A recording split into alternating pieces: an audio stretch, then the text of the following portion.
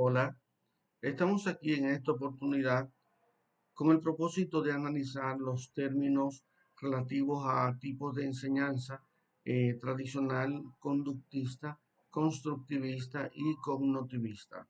Esto dentro del marco de la materia de taller de metodologías 2 de la maestría en docencia universitaria de la Universidad Adventista Dominicana. Veremos las definiciones de estos tipos de enseñanza, así como algunas ventajas y desventajas de cada una de ellas. En primer lugar, analizaremos la metodología tradicional. Este es un modelo centrado en el maestro como transmisor de conocimientos. El estudiante es un mero receptor o un receptor pasivo que memoriza información mediante la repetición, informaciones que le suple el docente, quien es el que habla de manera activa y constante durante la clase.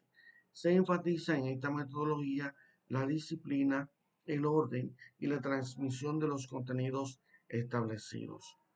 El modelo tradicional en la enseñanza se refiere a un enfoque educativo centrado en el maestro, donde éste expone o transmite el conocimiento a los estudiantes. En este modelo, el profesor es el centro del proceso educativo, actuando como el poseedor y transmisor del saber, mientras que el alumno es un receptor pasivo que debe memorizar y repetir la información. Algunas ventajas de este modelo, presentaré dos solamente, y es que este modelo tiene una estructura clara y organizada que facilita la planificación y control del aula. Otra ventaja es que es eficiente para transmitir grandes cantidades de información en poco tiempo, pero tiene también algunas desventajas. Por ejemplo, como ya mencionamos, aumenta la pasividad y limita el pensamiento crítico del estudiante. Además, hay poca adaptación a las necesidades individuales y estilos de aprendizajes diversos. De por sí no se consideran los estilos de aprendizaje diversos, sino que solamente hay una metodología de enseñanza y los alumnos con sus diferencias individuales, con sus particularidades en su metodología de aprendizaje, tienen que adaptarse a lo que se presenta. Esta es la metodología de enseñanza tradicional. Pues bien, pasemos ahora a analizar la metodología conductista. Esta está basada en la escuela psicológica de Skinner. Se basa en la adquisición de habilidades o conocimientos a través de la repetición de conductas. Estas conductas tienen que ser medibles, por lo tanto aquí el rol del docente vuelve nuevamente a ser predominante y activo. En este caso, el aprendizaje del alumno se basa en recibir información, repetirla y memorizar. Es un sistema basado en estímulos como pueden ser premios o castigos con el aprendizaje. Está basado en estímulos y respuestas observables. El aprendizaje se logra mediante refuerzos positivos y negativos y se enfoca en conductas medibles y objetivos específicos, ignorando los procesos mentales internos. Los principios clave de este modelo conductista son el estímulo y la respuesta. El estímulo como una pregunta o instrucción provoca una respuesta observable como una respuesta escrita o verbal. Está también como otro principio el condicionamiento clásico. El condicionamiento clásico que fue propuesto por Pavlov es un aprendizaje mediante asociación entre estímulos. Por ejemplo, un sonido y una reacción a ese sonido. Hay otro principio que es el condicionamiento operante propuesto por Skinner. Aquí el aprendizaje se logra mediante refuerzos positivos o negativos o castigos que aumentan o disminuyen esa conducta. Está también como principio el refuerzo positivo. En este principio, se presenta algo agradable tras una conducta deseada, como una calificación alta o un elogio.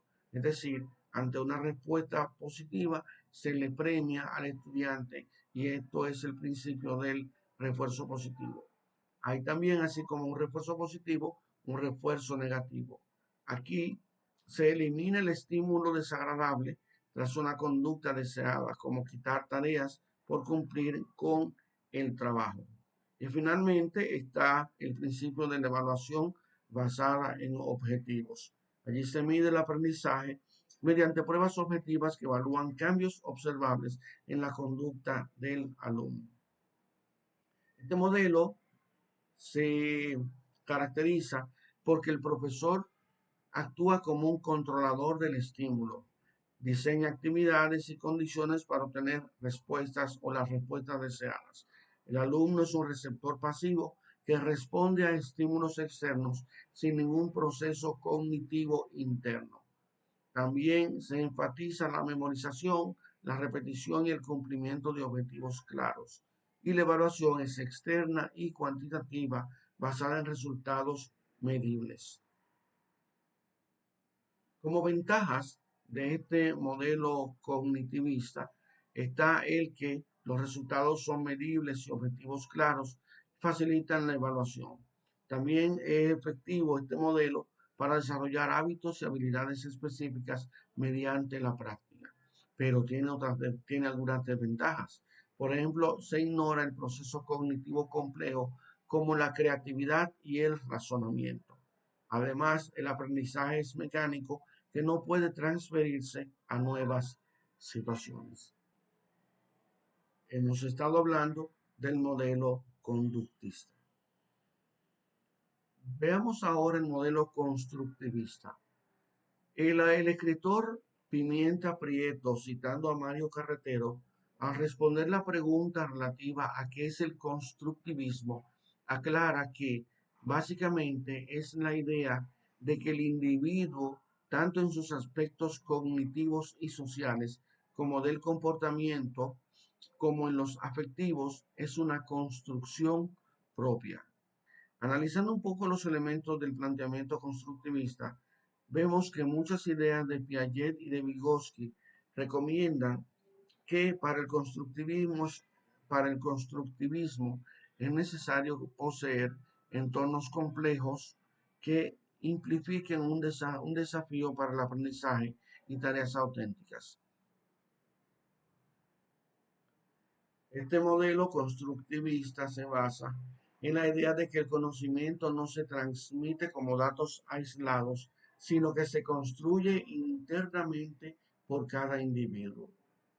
Algunas características de este modelo constructivista son el que el aprendizaje significativo y perdurable está basado en la conexión con conocimientos previos. Es decir, la construcción del conocimiento tiene mucho que ver con lo que el alumno ya conoce, ya sabe previamente. Está también centrado o enfocado en el estudiante, promoviendo la autonomía, el pensamiento crítico y la resolución creativa de problemas. Genera también o se necesita un ambiente colaborativo donde se comparten, discuten y enriquecen las ideas. Debe haber también actividades auténticas y contextualizadas que reflejan situaciones reales de fuera del aula. Debe haber evaluación formativa que considere el proceso de construcción del conocimiento, no solo el resultado final, sino que el proceso de construcción del conocimiento es importante, es evaluable.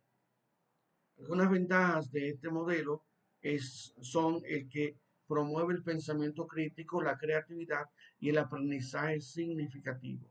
Además, desarrolla autonomía y habilidades que para aprender a aprender en el alumno. Algunas desventajas serían que requiere más tiempo para cubrir contenidos curriculares y puede generar desorganización si no hay una guía adecuada de parte del docente. Hasta aquí la explicación sobre el modelo constructivista. Ahora veremos el modelo cognitivista. Este modelo en la enseñanza se refiere a la corriente pedagógica que enfatiza los procesos internos del ser humano como la percepción, la atención, la memoria, el razonamiento y el pensamiento para entender cómo se produce el aprendizaje. A diferencia de los modelos conductistas que se centran en estímulos y respuestas, el modelo cognitivista considera al estudiante como un sujeto activo que construye conocimiento a partir de la información que recibe y de sus experiencias previas. Se basa en el enfoque psicológico de Piaget, de Ausubel, de Brunner y de Vygotsky, quienes destacan que es importante el conocimiento previo como base para nuevos aprendizajes, el aprendizaje significativo, donde la información se relaciona con lo ya conocido, el aprendizaje por descubrimiento, en el que el estudiante explora y construye su propio conocimiento con la guía del docente, y el uso de estrategias como mapas conceptuales, organizadores previos, metáforas y fragmentación de contenidos para facilitar la comprensión. En este modelo cognitivista, el docente actúa como facilitador o diseñador de situaciones de aprendizaje, mientras que el alumno, el estudiante, es protagonista activo del proceso, desarrollando habilidades mentales y conocimiento y pensamiento crítico. Aquí el objetivo principal es que los estudiantes puedan transferir el conocimiento escolar a situaciones reales de la vida y se centra en procesos mentales internos como la atención, la memoria, procesamiento de información y resolución de problemas, aparte de lo que ya había mencionado anteriormente. Las ventajas de este modelo es que enfatiza la comprensión profunda y el desarrollo de estrategias de aprendizaje. Además, considera las diferencias individuales en el proceso de información. Pero como desventajas están el que puede ser algo abstracto y difícil de implementar en la práctica. Además, requiere docentes altamente capacitados en psicología cognitiva. Otro eh, Otro desafío que se nos puso, tarea, fue el definir el enfoque tradicional y el enfoque por competencia. ¿En qué se basan? ¿Cuáles diferencias se pueden destacar? Pues bueno, el enfoque tradicional que se basa en la transmisión de conocimientos teóricos de forma unidireccional, donde el docente es el centro del proceso y el estudiante actúa como un receptor pasivo de información.